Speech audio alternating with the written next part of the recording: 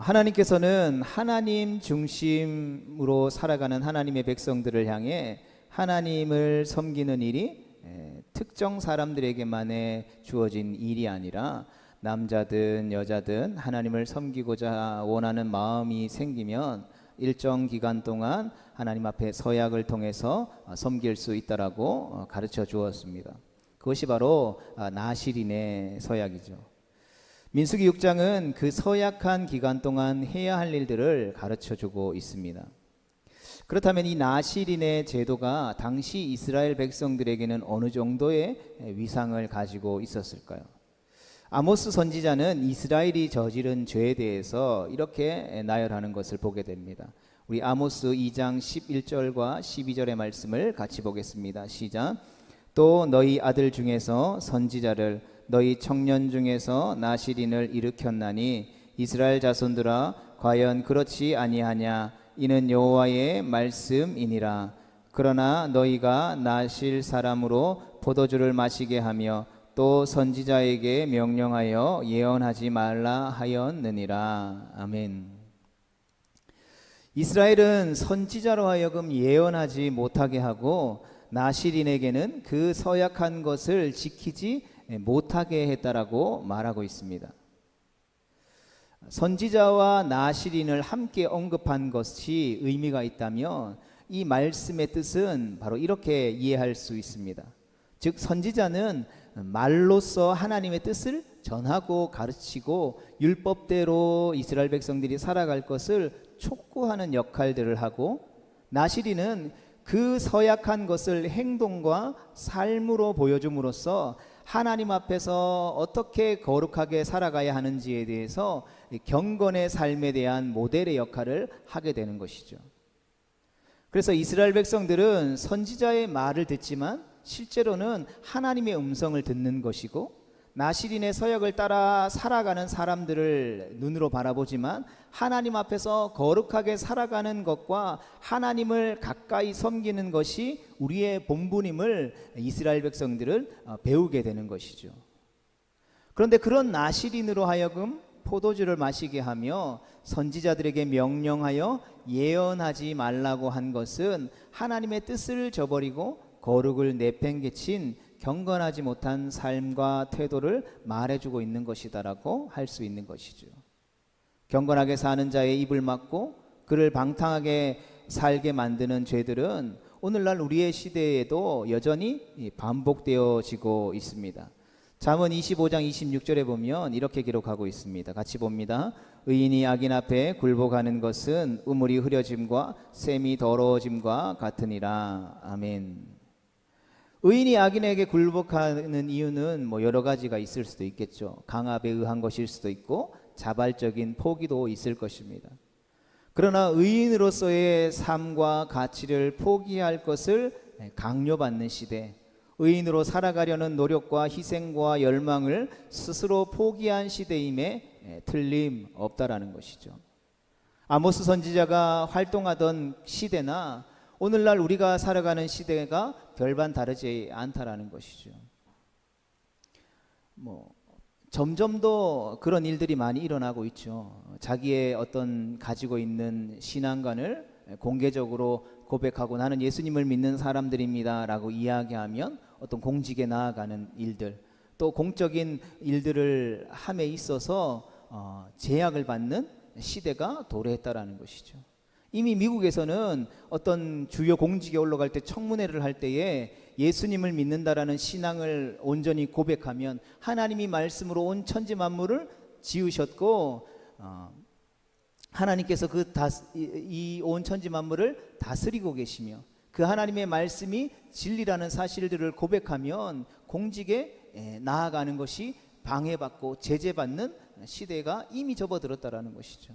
우리가 살아가는 이 대한민국도 마찬가지잖아요. 여러 가지 일들이 있을 수 있겠지만 우리가 차별금지법을 반대하기 위해서 10월 27일이 서울에 올라가서 함께 하나님 앞에 예배하고 이 땅을 지켜주시기를 간구했던 이유들도 마찬가지죠. 우리의 다음 세대들이 열심히 공부해서 하나님이 기뻐하시는 위대한 다니엘과 같이 요셉과 같이 다윗과 같이 쓰임받는 인물이 되었는데 그들이 주요 공직에 나아갈 때 뭐 선생님이 된다거나 뭐 국회의원이 된 정치인이 된다거나 뭐 간호사가 된다거나 의사가 된다거나 이런 일들을 할 때에 자기가 가지고 있는 신앙을 고백하면 그 일을 할 수 없게 되는 시대가 도래하게 된다라는 것이죠.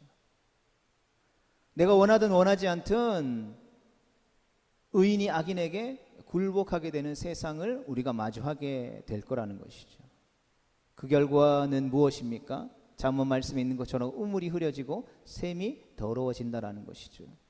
무슨 말입니까? 먹을 수 없게 된다라는 것이죠. 진흙탕이 되고 더러워진 물을 마시면서 좋다고 말하는 것입니다.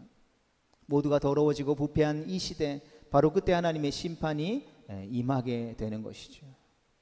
성도 여러분, 그렇다면 과연 이러한 시대에 경건하고 거룩하게 살아가는 것이 어떤 의미가 있을까요?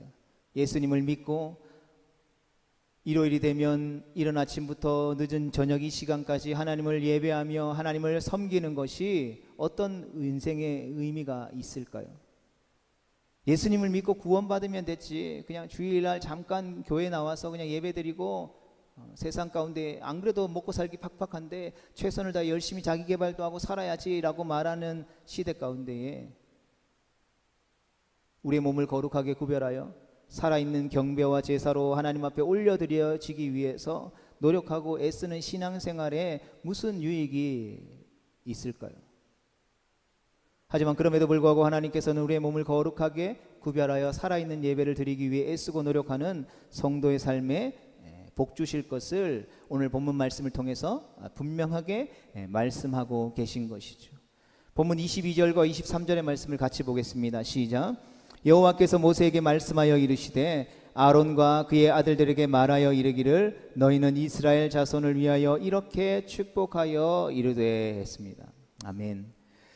이 말씀은 하나님 앞에서 거룩하게 살아가는 자들을 향한, 그리고 자기의 몸을 세상 속에서 구별하여 하나님이 기뻐 받으시는 거룩한 산 제사로 드리며 살아가는 성도를 향한 하나님의 축복의 선언인 것이죠. 그 축복의 내용은 오늘 본문 말씀을 통해서 우리에게 세 가지로 주어집니다. 첫 번째 같이 읽어보겠습니다. 시작. 복 주심과 보호. 아멘. 24절 말씀 같이 봅니다. 시작. 여호와는 내게 복을 주시고 너를 지키시기를 원하며. 아멘. 오늘 본문에 나타난 하나님은 어떤 분이십니까? 하나님은 우리에게 복 주시기를 원하시는 분이시다라는 것이죠. 그렇다면 하나님이 복 주시는 하나님이시라고 할 때에 우리에게 주시는 복은 무엇입니까? 출애굽을 생각해 보면 이스라엘을 향한 복의 내용은 구원이었고, 이 구원의 근거가 되는 언약과 언약 안에서 약속하신 것을 성취하는 모든 은혜가 복일 것입니다. 우리에게 주시려는 복도 마찬가지로 결국 아브라함의 언약의 성취인 내가 너희의 하나님이 되고 너희는 내 백성이 되는 것이라는 것이죠. 뭐 세상에서 뭐 로또 당첨되고 뭐 청약에 당첨되고 뭐 주식이 오르고 뭐 이런 게 복이, 성경이 말하는 복이 아니라는 것을 우리에게 분명히 말해주는 것이죠. 이스라엘에게는 하나님의 다스림을 받는 나라가 되는 것이 가장 큰 축복이었다라는 것입니다. 또한 하나님께서는 우리에게 그러한 복을 주실 뿐만 아니라 우리를 지키시기를 원하신다라는 것이죠. 보호하기를 원하신다라는 것입니다. 그렇다면 무엇으로부터 우리를 지키시고 보호하시고 막아내신다라는 의미이겠습니까? 그거는 어떤 면에서 눈에 보이는 대적들, 또 때로는 우리의 인생 가운데 마주하게 되는 여러 가지 시험과 환난들, 근본적으로는 죄와 원수 마귀로부터 우리를 보호하시고 지키시고 그 모든 공격으로부터 막아주신다라는 것이죠. 그러므로 하나님께서 우리의 방패가 되시고 피난처가 되시고 보호자가 되시고 피할 바위가 되시고 요새가 되시고 산성이 되신다라는 말씀들에는 바로 이스라엘을 향한 축복이 담겨져 있다라는 것입니다. 성도 여러분, 이처럼 우리가 하나님의 보호 아래 있다면, 하나님이 우리를 복 주시기를 원하신다면 우리는 왜 두려워하겠습니까? 실제로 우리의 눈에 보이는 현실이 더 커져 보이는 것이 사실이고, 당장에 우리의 삶 가운데 마주하게 되는 고난 앞에 우리의 마음이 위축되고 힘든 것도 사실이라는 것이죠. 그것을 우리가 부정하지 않죠. 그러나 하나님께서는 그런 우리에게 그럼에도 불구하고 복 주시기를 원하시고 지키시기를 원하신다라는 것이죠. 그리고 우리가 믿음으로 고백하는 것이 무엇입니까? 그분의 의지대로 되는 것이 현실이라는 것이죠. 그것이 믿음이고, 믿음은 뭐 추상적인 것을 이야기하는 것이 아니라 실제적인 우리의 현실을 이야기해 주고 있는 것입니다. 그분의 뜻하심은 반드시 성취되는 힘과 능력이라는 것이죠. 바라기는 이것을 붙들고 우리에게 허락되어진 삶의 현실을 이겨낼 수 있는 승리하는 거룩한 하나님의 백성 되어질 수 있기를 주님의 이름으로 축복합니다. 두 번째 같이 읽어보겠습니다. 시작. 은혜. 본문 25절 말씀입니다. 여호와는 그의 얼굴을 내게 비추사 은혜 베푸시기를 원하며. 아멘. 성경에서 말하는 은혜라고 하는 것은 죄로 인해 죽을 수밖에 없는 비참한 사람들에게 값없이 베풀어 주신 하나님의 사랑이라는 것이죠. 하나님께서 우리에게 주시려는 복은 공로나 어떤 대가가 아니라 전적인 하나님의 은혜, 무조건적인 선물이라는 것입니다.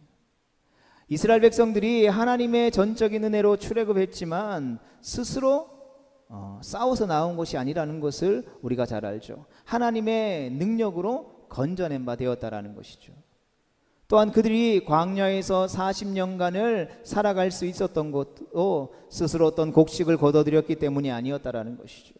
매일매일 하나님께서 베풀어 주시는 은혜의 만나와 메추라기로 먹이시고 만석에서 물을 내심으로 생명을 주시는 하나님의 은혜 때문이었다라는 것이죠. 또한 그 광야 가운데에서 많은 정복 전쟁 가운데에서 이스라엘 백성들이 승리할 수 있었던 것도, 그 약속의 땅을 정복할 수 있었던 것도 그들이 엄청난 군사력을 가지고 있었기 때문이 아니라는 것이죠. 아말렉과의 전쟁은 모세가 팔을 들고 있느냐 없느냐로 승패가 결정되었다라는 것이죠. 그러므로 이스라엘 백성들이 항상 바라볼 것은 바로 하나님이었다라는 것이죠. 그러하게 하나님의 은혜를 얼굴을 본다라는 것은 하나님 보시기에 정직히 행하는 것이고, 또 그분의 얼굴을 보기에 부끄럽지 않는 삶이란 하나님의 말씀에 순종하는 삶이요 곧 하나님의 율법에 충실히 행하는 삶이라는 것입니다. 바라기는 우리에게 베풀어 주신 값없는 은혜의 축복 아래에 합당한 삶을 살아가게 되는 우리 모두가 될 수 있기를 주님의 이름으로 축복합니다. 세 번째는 평강입니다. 본문 26절의 말씀을 같이 읽어보겠습니다. 시작. 여호와는 그 얼굴을 내게로 향하여 드사 평강 주시기를 원하노라 할지니라. 아멘.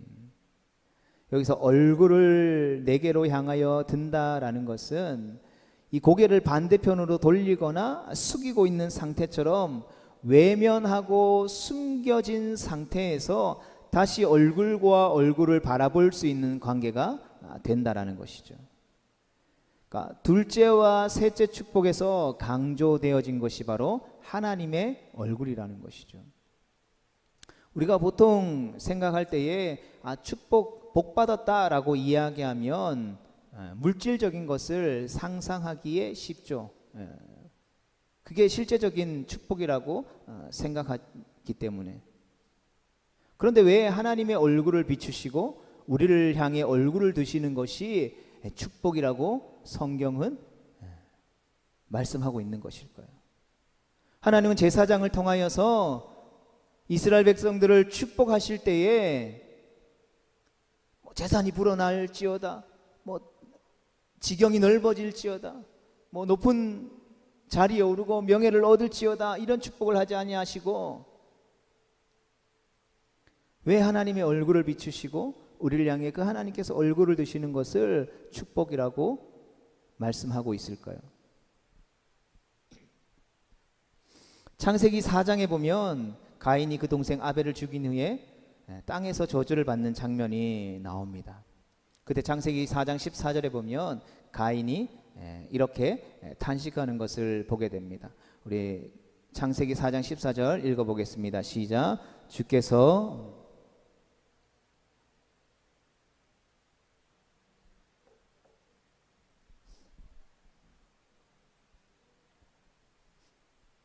물은 나를 만나는 자마다 나를 죽이겠나이다. 아멘. 이 말씀에서 가인이 두려워하는 핵심이 무엇인지 보이십니까? 가인이 동생 아벨을 죽이는 죄를 범한 이후에 가인이 가장 두려워했던 핵심은 바로 하나님의 얼굴을 볼 수 없다라는 것이었다라는 것이죠. 그것이 죄인이 경험하는 고독과 소외의 본질이라는 것이죠. 인간이 왜 고독할까요? 인생이 왜 외로울까요? 많은 여러 가지 이유들이 있다라고 사람들은 이야기할 수 있겠지만, 성경이 이야기하는 인생이 외로운 고독한 그 본질은 바로 죄로 인하여서 하나님의 얼굴을 보지 못하기 때문이라는 것이죠. 외롭고 쓸쓸하고 죽음의 공포 속에서 사는 죄인이 인생 가운데 절망하는 근본적인 이유는 하나님의 얼굴을 볼 수 없다라는 것에 있다라는 것이죠. 시편 143편 7절 말씀 같이 봅니다. 시작. 여호와여 속히 내게 응답하소서. 내 영혼이 피곤하니이다. 주의 얼굴을 내게서 숨기지 마소서. 내가 무덤에 내려가는 자 같을까 두려워하나이다. 아멘. 시편 기자가 무엇을 고백하고 있습니까? 하나님이 우리를 향하여서 들고 있는 얼굴을 돌리시는 것, 즉 외면하는 것은 곧 죽은 것과 같다라고 표현하고 있는 것이죠. 하나님께서 그의 얼굴빛을 비추지 않는 것은 어둠일 뿐이라는 것입니다. 성경에서 말하는 어둠이 의미하는 것이 무엇입니까? 어둠에는 생명이 없다라는 것이죠. 그렇다면 성경에서 하나님께서 우리를 향하여서 축복하시는데, 축복하시는 그 내용이 여호와께서 얼굴빛을 비추신다라는 것은 마치 해가 어둠을 밀어내고 모든 것을 밝히 드러내면서 모든 식물에 빛을 주어 그 식물이 자라날 수 있는 생명력 있게 하는 이미지를 우리에게 생각나게 한다라는 것이죠. 하나님이 우리에게 베풀어 주시기를 원하시는 그 축복이라는 것은 우리의 인생의 근원적인 축복을 이야기하는 것입니다. 근원적인 삶의 기쁨과 평안을 말씀해주고 있는 것이죠. 얼굴을 우리에게 비추시고 그 얼굴을 우리에게 향하여 드시는 것은 죄에서부터 해결이라는 것입니다. 사망에서 생명으로 옮겨지는 근원적인 변화를 의미하는 것이죠.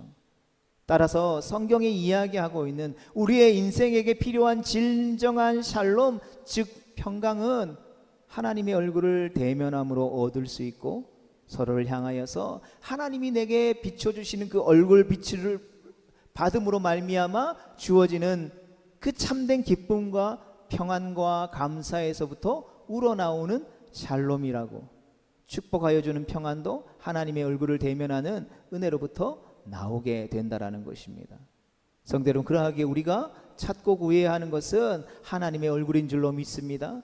마음이 괴롭고 환난을 당하고 고통받을 때에 여호와께서 우리의 얼굴을 숨기신다면 그 답답함이 얼마나 크겠습니까? 내가 하나님 앞에 부르짖어도 하나님이 응답하시지 않는 것과 같은 그러한 소외됨과 외로움을 느낄 때에 우리가 얼마나 절망하겠습니까? 불러도 대답 없는 이름이라면 절망과 좌절뿐일 것입니다. 저희는 하나님의 얼굴을 피해서 도망치려 하고 하나님의 얼굴을 보면 진노와 저주밖에 받을 것이 없다라는 두려움을 느끼겠지만, 우리는 그분의 얼굴을 바라보므로 말미암아 위로와 평안과 복을 느끼게 되는 것이죠. 이것이 진정한 샬롬, 하나님의 평강을 얻는 것이다라는 것이죠. 성도 여러분, 그러하기에 하나님의 얼굴을 구할 수 있기를 주님의 이름으로 축복합니다. 그리스도의 이름으로 그분의 영광이 충만히 임하도록 간구할 수 있게 되기를 주님의 이름으로 축복합니다. 그래서 우리가 그 주님의 평강, 주님의 그 샬롬을 간구할 때에 우리의 삶 안에, 우리의 가정 안에, 교회 안에 하나님의 영광이 임하고 우리를 통해 하나님께서 영광을 받으시는, 하나님의 뜻이 하늘에서 이루어진 것 같이 이 땅에서 이루어지는 그 놀라운 축복을 위해 우리는 늘 구하고 구해야 하는 것입니다. 왜냐하면 이 모든 축복을 허락하시는 분, 이 모든 축복의 근원이 바로 하나님이시기 때문이죠. 27절의 말씀을 같이 봅니다. 시작. 그들은 이같이 내 이름으로 이스라엘 자손에게 축복할지니 내가 그들에게 복을 주리라. 아멘. 성도 여러분, 하나님께서 당신의 이름으로 축복하라고 하신 것은 이제 당신은 손을 뗄 테니 제사장 아론 너희 가문들이 알아서 이스라엘 백성들을 축복해 라고 하신 뜻이 아니라는 것을 우리는 잘 기억해야 합니다. 여호와의 이름으로 라고 하는 것은 여호와 하나님께서 직접 축복하신다라는 뜻을 가지고 있는 것이죠. 하나님께서 야 너는 가서 내가 내게 맡겨준 영혼들을 위해서 축복해줘 라고 권리를 양도했다라고 해서 모든 것이 나에게 주어진 권리를 양도받은 자처럼 행세하는 것은 월권이라는 것이죠. 하나님께서는 당신의 백성들을 축복하는 당신의 권리를 결코 양도하지 않으셨음을 우리는 기억해야 합니다. 축복의 명령은 복을 주실 수 있는 자가 하게 되는 것이죠. 그러면 명령을 수행하는 자에게 필요한 것은 무엇입니까? 순종인 것이죠. 그리고 그 순종을 통해서 자신에게 명령하신 자를 높이는 것뿐이라는 것이죠.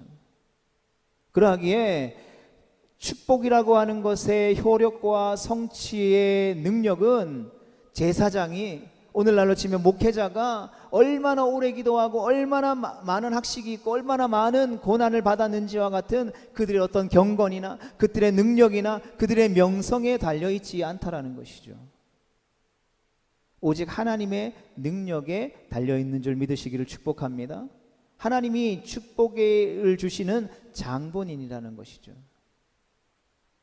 그러하기에 우리는 우리에게 주어진 신앙생활을 하면서 때로는 한국 사회가 가지고 있는 유교적인 그 배경 속에서 축복할 수 있는 권리가 사람에게 있는 것처럼 말하는 모든 시도를 거절할 수 있어야 하는 것입니다.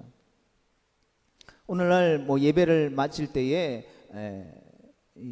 목회자가 축도를 하죠. 축도를 할 때도 바로 이러한 의미가 담겨져 있다는 것을 기억해야 합니다. 목사가 손을 들고 예배를 마칠 때 축도할 때에 성도들도 목사들에게도 그렇게 되기를 바랍니다라는 의미로 서로가 화답할 수 있어야 한다는 것이죠. 그러니까 축도라고 하는 것은 목사의 권리가 아니라 예배를 인도하는 사람으로서 성경이 명령하는 대로 하나님의 말씀으로 축복을 선언하는 것뿐이라는 것이죠.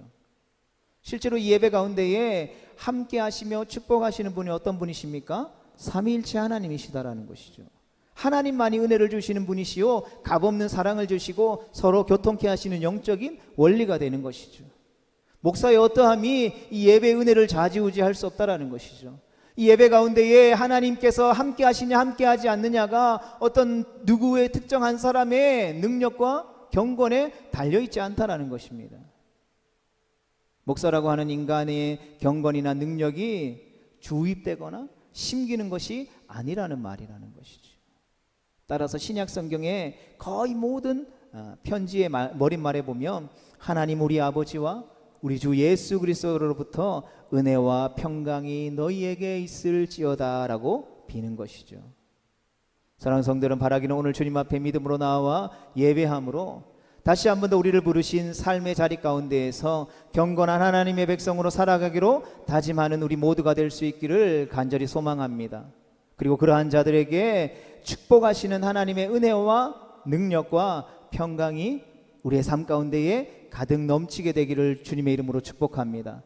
그리고 그러한 주님의 축복을 우리를 부르신 삶의 자리 가운데 작게는 가정과 또 우리 일터와 직장과 공동체 가운데에 흘려보낼 수 있는 축복의 통로가 되어질 수 있기를 주님의 이름으로 축복합니다. 우리의 어떠함이 그 축복의 근원이 되는 것이 아니라 우리를 향하여서 얼굴빛을 드시고 그 축복을 베풀어 주시는 그 하나님이 우리와 함께 하시기에 우리가 축복의 통로가 될 수 있는 것이죠. 내가 경건하게 살았고 내가 누구보다 도덕적으로 살았기 때문에 내가 축복의 통로가 되는 것이 아니다라는 것을 우리는 기억해야 하는 것이죠. 그러하게 경건하게 산다라는 것은 하나님의 축복받은 축복의 통로로 산다라는 것은 내가 거하는, 내가 걸어가는, 내가 속해 있는 모든 삶의 자리 가운데에 하나님이 나와 함께 동행하시며 그 하나님을 중심으로 하며 하나님을 내 앞에 모시는 코람데오의 삶을 살아갈 때에 우리는 세상에 알 수도 없고 줄 수도 없는 놀라운 축복과 평안으로 충만하게 되어지는 것입니다. 이것들을 기억함으로 우리와 함께 하시는 하나님과 함께 동행하는 거룩하고 복된 축복의 백성 되어질 수 있기를 다시 한 번 더 주님의 이름으로 축복합니다.